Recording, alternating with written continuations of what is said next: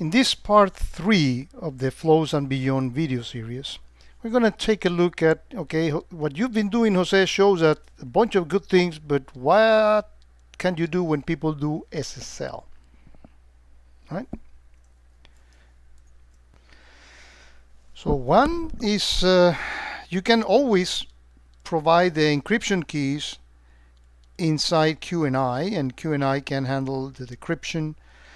You can combine that with techniques for SSL interception, in which you install certificates in the client and you do man in the middle, and all that, in my experience, breaks a lot of things, and it's not sustainable over the time and takes a lot of effort. So it works for some people, but it doesn't work always. And you see organizations like Google and such kind of leading more into hiding that, going dark faster and harder. Well, some guys at Salesforce figure out something interesting.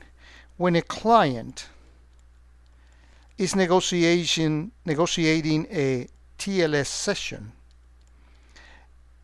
there is an exchange of information, multiple back and forth, and they notice that when a Tor browser logins, when you open Chrome and log in with Chrome, when you do wget, basically most of the things that you do produce a fingerprint. Similar to, browser fingerprinting, in which by the phones you use, by the type of machine, by the browser you use, they can really tell that this one coming back is really you. Well, in the same way, they can tell with certain level of certainty, hey, this is the, particular operation being done on the web. What they did then is that they created list of what I call JA3 fingerprints. Now, this is when this becomes interesting. So in QRadar, particularly with QNI 733 and upward, you can have a reference, and that's what I did in my demo, a reference map, and have it fed with all those JA3 fingerprints.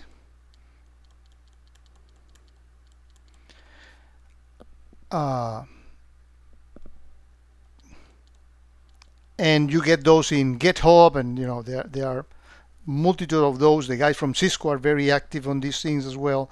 But the important thing, when you feed those, they typically come in a CSV format, so you load them into a reference map. And what you have is a capability that when you give QRadar a JA3 fingerprint, the reference map information can tell you what's that. They are going to this particular site, they're using this particular technique and client, and of course that is fed into and is part of the capabilities that QNI has.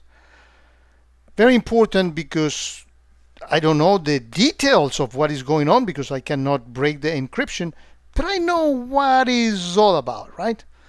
It's kind of a metadata about what is actually being used. Let me actually show you a search with that. So this is the AQL search. I'm going to get back to it in a minute to explain the details of it, but that's what the results are. And notice that in there, they are JA3 fingerprints. And I have that table, and that table can tell me, for example, that based on all this information, this is the information that is actually on the actual cert. But notice that in here we have JA3 fingerprints, and this is telling me that these particular people were going to www.sendspace.com. Again, that doesn't have to be anything malicious, but this gives you visibility that otherwise it will be completely hidden from you, because the content is actually encrypted. Some of this information is part of the header exchange, but this in particular one you will not be able to actually see. Let's actually go back to the AQL to understand it. Of course, the fields I'm getting is source IP, destination port, getting the application name. These are all web secure, as you see, is subject suspect content description. Excuse me. You get whether that field is populated or not in here. We get here the SSL version. This, you see, all this is encrypted. This is the JA3 hash. We take this and name it JA3 because we're going to use it later. We put here the TLS JA3 hash. It's not really important. But here is where we use that JA3 to go into the reference map and get what is that. And that's what we display on the field as possible user agent. That's what we saw here from SendSpace. We collect those from flows. When we see that there is encryption, and that's what we put that filter, is not null because they're using SSL. And possible user agent is something like MAL. So it might be malware, might be this, might be that. You can modify this on the last for the last 7 days, and that's what produced this level of visibility. Again, a very interesting technique that now is supported with QNI for getting some visibility now that everybody is going dark.